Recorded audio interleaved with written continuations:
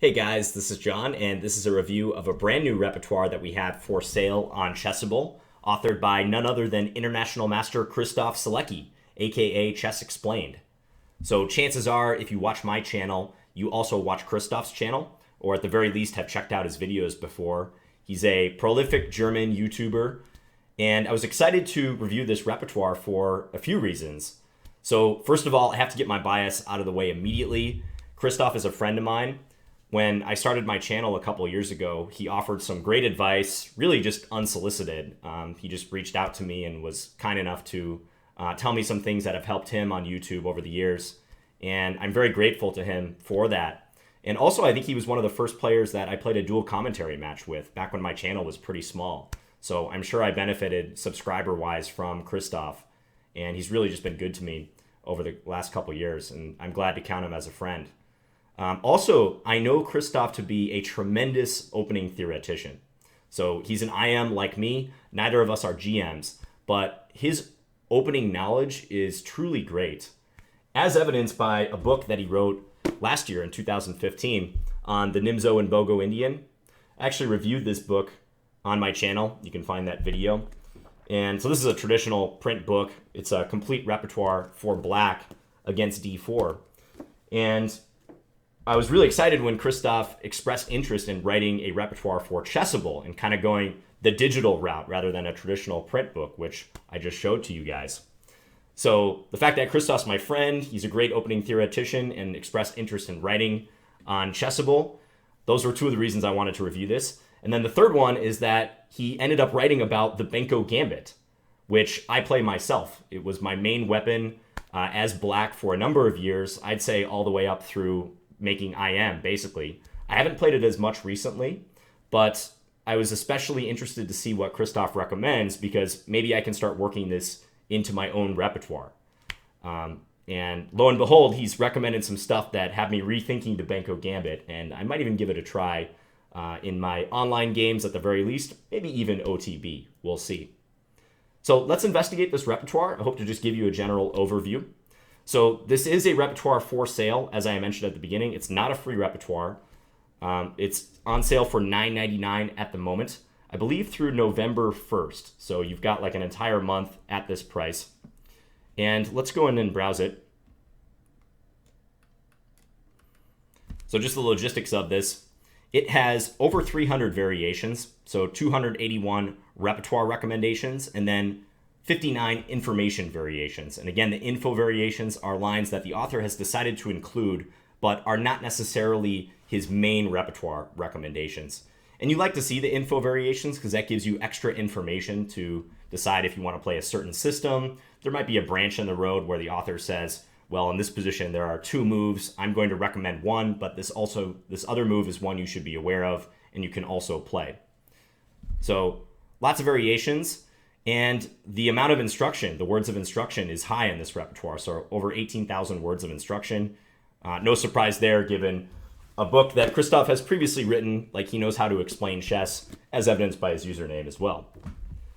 So about almost 90 people have purchased this repertoire. It's got 87 students already. It's been out on the site for roughly a week. And let's go into the variations and just take a look at what is on offer in this repertoire. So the first thing that stands out is that this is a complete repertoire against d4. So it doesn't just recommend the Banco Gambit alone and then kind of leave you to figure out the other stuff with one d4. It's a complete repertoire, meaning that if your opponent plays d4 on move 1 and you study this repertoire, you'll have virtually all the information you need. You don't have to go to any other source unless you want to. So let's look at the introduction. The Banco Gambit itself is the position after black plays the following moves. So d4, black playing knight f6, white plays c4, the main move. Now black plays c5. And the only challenging move here for white is to advance past, play d5, and try to seize more center space.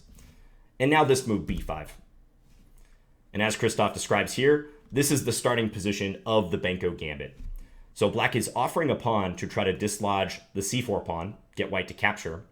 And if white does capture, black will play a6, making it a true gambit. Black doesn't have a convenient way to win the pawn back here anyways, but a6 really makes this a gambit in the sense that if white takes, white is currently up 2 pawns. Black can win one back by capturing on a6, but black will be playing down a pawn for the immediate future. And this is an exciting line. It's an ambitious line. Whenever you're playing a gambit as black, you're looking to stir things up a bit right from the beginning because, first of all, you're black, and also you're not striving for equality necessarily in some sort of more dull variation. You're really taking the fight to white and making them solve problems immediately from the get-go. So this is the Banco Gambit. And if we pursue one of the main variations, which is the following moves, g6, knight c3, and now this move bishop g7. I'm going to get right to the point because if you're interested in the Banco Gambit, this is a line that you'll want to take note of. Previously in this position, black has played bishop takes a6. That was the move for many years, just regaining the pawn. However, there have been some problems in that variation, specifically with this move 12a4. It's a little bit deep into the Benko, but if you're a Benko aficionado, you'll know what I mean. There's this particular line that I don't want to say puts bishop takes a6 out of business, but it makes it difficult for black. So nowadays, this move 6 bishop g7, which Christoph gives an exclamation point here, is the main idea. And black's counterplay is connected to playing very actively early on, possibly with a move that we'll have a look at in a second, queen to a5.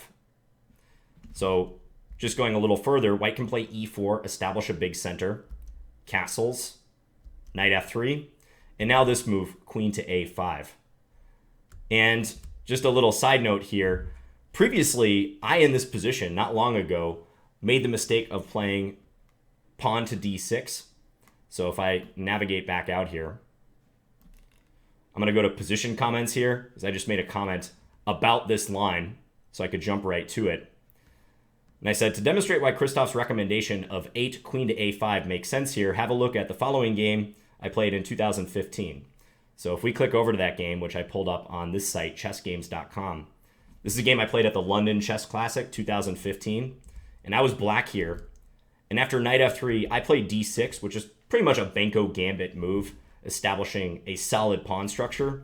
But I was clearly worse out of the opening in this game. I regained the a6 pawn, but we kind of settled into a Banco Gambit middle game where I did not have as much compensation for the pawn as I would have liked.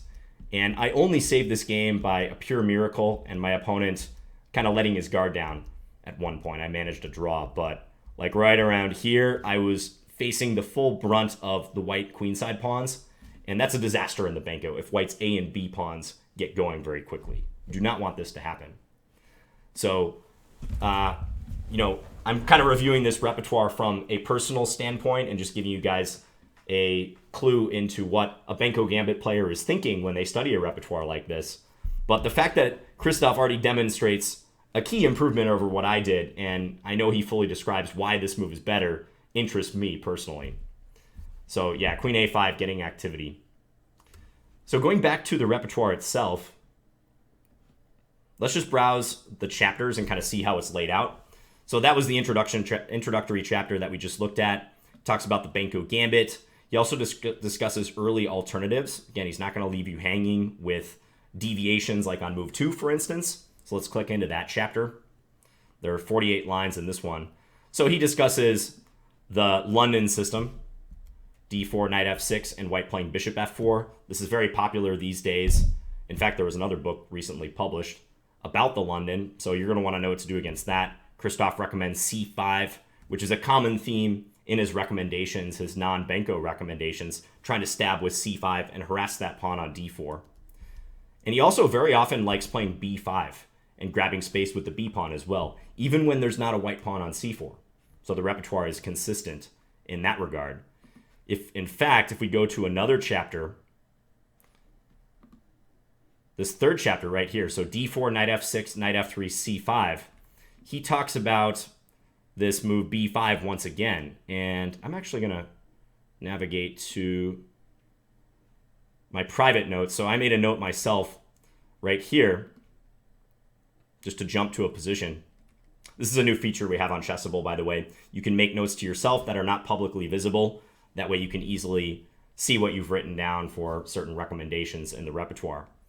So I just made myself a note right here that After c5 on move 2, which I played, and then d5, Christoph is recommending b5, and not the Schmid-Benoni, which is what I have done in the past. So I've usually played, instead of b5, this move g6, looking to fianchetto the bishop very quickly. But Christoph, he says just grab that space on the queen side, even without a white pawn on c4. And there's an entire chapter dedicated to that. So that's the third chapter. The fourth chapter is if white actually avoids advancing d5. So in this position right here, after c5, if white tries to play something other than d5, like defending the pawn on d4 with e3, knight f3 is also covered. I believe d takes c5 is also covered. It's very easy for black to regain the pawn there, so no big issues. The fourth chapter, yeah, so that was chapter number 4. The fifth chapter is about white declining the Banco Gambit. So in the position after black plays b5 and attacks that pawn on c4, it's certainly possible for white to avoid taking the pawn on b5. Again, I don't think it's so challenging, but a move like, in this variation, a4 is also possible. White can play knight f3, queen c2. There are a couple lines you got to be aware of. I'd say particularly knight f3. Christoph spends time talking about that variation. And now getting into the meat of the repertoire. So chapter 6 and 7. So chapter 6 is if white takes first on b5, but does not recapture on, or does not capture on a6 after that. So let's go to, just to show you kind of a variation here. Yeah, let's look at this one. So white takes on b5, accepting the pawn, but then after a6, white decides not to take on a6. White has a number of options here. b6 is a popular one. White can play knight c3, a little less common, but there's also e3, which I recommended in my d4 repertoire as white. And Christoph has something to say about black's play here. He says black should take on b5, and after bishop takes, give this check, which I also examine. Knight c3. And he believes that after bishop b7, black can bring about enough pressure on d5 and this long diagonal to justify this early check. And he thinks black will get good play here. Yeah, if white tries to hold on to the pawn, bishop c4, then the idea is e6. And if white were to take on e6, then there's bishop takes g2, winning that pawn, and also the rook on h1. And there's a line here, bishop d2, trying to x-ray the black queen on a5, so black just retreats to b6. Queen b3, and in this case, black will end up winning the pawn back with a completely fine game. So that's one of the chapters. And probably the critical chapter of the entire line from a theoretical standpoint is this, chapter 7. So if white takes on b5 and also takes on a6, so if white accepts the gambit pawn, let's just click into this. This is an informational line, but it'll still give us the moves.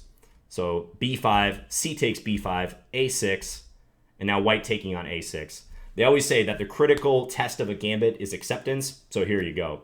And from the introduction, we already know that he's recommending g6, knight c3, and now not bishop takes a6. As you see up here, Christoph says this is the traditional move. But the line that was giving this problems is this line after the trade of bishops on f1, black playing d6. This is a common Banco Gambit pawn structure. Black castles, knight bd7, and now a4. And as you can see here, he talks about why this line gives black problems. White's going to try to put a knight on b5. Black often does not get enough counterplay on the queen side, as black would really like to, because often in the queen side, black is looking to play moves like queen a5 and rook f to b8, generating a lot of pressure down the b and the a files. And it just hasn't really been shown that black can do that against the 12a4 line. White is scoring very well here. So that is one thing I like about this repertoire of Christoph's, is that he doesn't hesitate to delve into the historical nature of the Banco Gambit and describe how it's evolved over the years. And that's a sign that an author has really done their research. If they go above and beyond and talk about why previous lines are not acceptable anymore and why you might want to play these new variations. So hence he recommends this so-called Perunovich variation, which I believe if we go down here, yeah, this gets into the Perunovich variation, which is that line with bishop g7 I was showing you guys earlier. And now the final chapter is a nice touch by Christoph. So he gives illustrative games. So if we click into this, he has full-length games played by, I think, exclusively Grandmasters, or at the very least IMs, but mostly Grandmaster games. And if you go into these games, we click on them, they're fully annotated. So you've got games that kind of span the entirety of the repertoire. They're not just what happens if white goes down the main line of the Banco Gambit. He gives a nice cross-section. So this is a game, Rajaba versus Gelfand, where white, by transposition, ends up with a line that could be reached through Christoph's repertoire. So I believe this is a line if white played an early knight f3 when there was the pawn tension between the pawns on c5 and d4, and black ends up capturing. And this is a great way to learn openings too, because when you're learning an opening, you don't just want to focus on memorizing the theory. You also want to play through games played by good players in the lines. So you actually know how a strong player handles the position. And even better if those games are annotated by the players themselves or someone knowledgeable, like the author of the repertoire in this case. This is another new feature we have on Chessable, by the way. You can explore individual variations. So you see these moves in blue right here. If you click on those, so this move, 19, rook takes d8 is the main move, but you can actually click on the variations too and play through those. So if you wanted to look at bishop g5, you have the ability to do that. So nice little feature that we have, hyperlinks to these variations. So very cool to see the full-length games being annotated by Christoph. Nice way to kind of beef up your knowledge of the openings. You get a bit more information that way. And all in all, I can wholeheartedly recommend this repertoire. It was not surprising to me that this repertoire was very good and well done by Christoph. I know the quality he's produced from that book I showed you guys, and just from watching his YouTube videos, it's quite clear Christoph almost always knows what he's talking about in the opening. And the fact that this is a complete repertoire against d4, I think is a major selling point.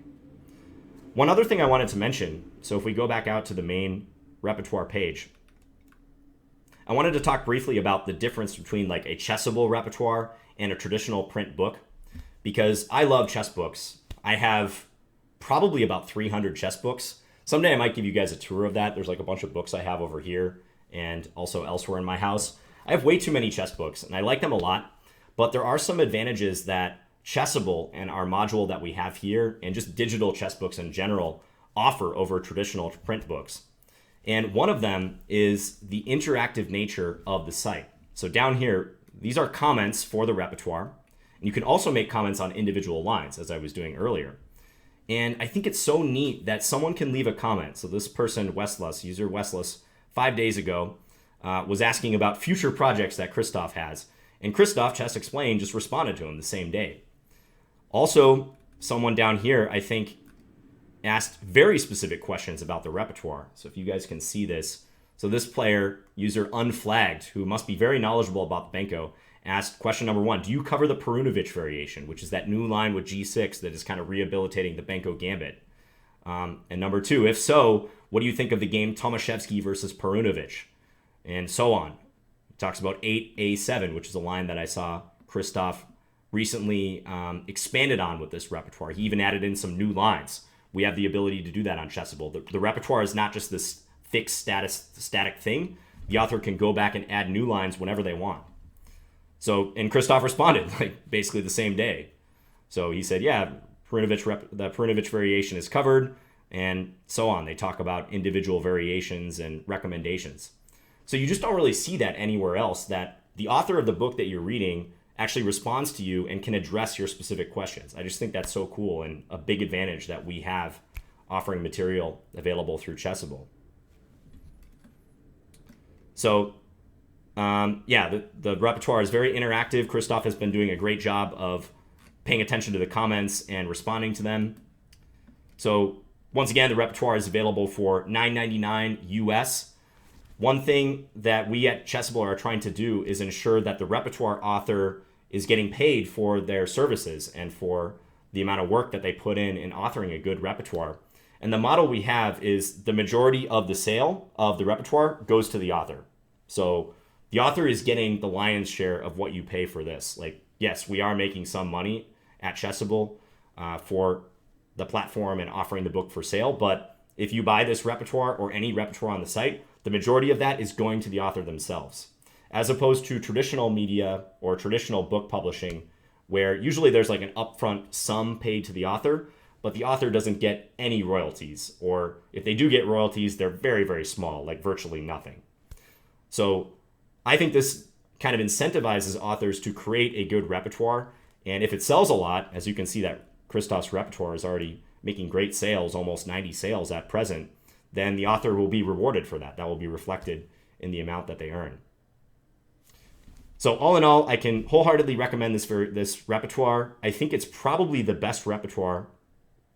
In fact, I can say unequivocally, this is the best repertoire that we have on the site right now. Better than my Scandinavian repertoire, better than the D4 repertoire that I released for free. I think this just blows them out of the water, honestly. Like, you can tell that Christoph is a prolific chess author himself because of the level of detail he went through. So if you're looking for an answer to D4, then it's probably well worth your $9.99 to check this out, especially if you want something exciting. Like, the Banco Gambit is a sharp opening, and you should be ready to fight if you want to play this as black. Anyways, I hope you guys enjoyed this review of Christoph's work. I'm going to link to the repertoire and also Christoph's channel in the description to this video. And let me know if you have any questions. All right, guys, thanks for watching, and I'll talk to you later. Bye.